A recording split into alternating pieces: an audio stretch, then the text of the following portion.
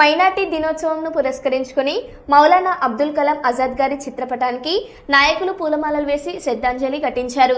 Awaaz committee ఆధ్వర్యంలో SMD Sharif అధ్యక్షతన Maulana Abdul Kalam Azad birthday celebration సభను నిర్వహించారు. ఈ కార్యక్రమానికి ముఖ్య అతిథులుగా ప్రముఖ రిటైర్డ్ చరిత్ర అధ్యాపకులు మాన్సూర్ రెహమాన్, ఆవాజ్ నగర అధ్యక్షులు పి ఇక్బాల్ హుసేన్ పాల్గొని ప్రసంగించారు. ఈ సందర్భంగా వారు మాట్లాడుతూ నాడు స్వాతంత్ర్యం అనంతరం మొట్టమొదటి విద్యాశాఖ మంత్రిగా మౌలానా అబ్దుల్ కలాం ఆజాద్ బాధ్యతలు తీసుకొని ఆయన పరిధిలో అనేక విప్లవాత్మక మార్పులు తీసుకొని వచ్చారని కొనియాడారు.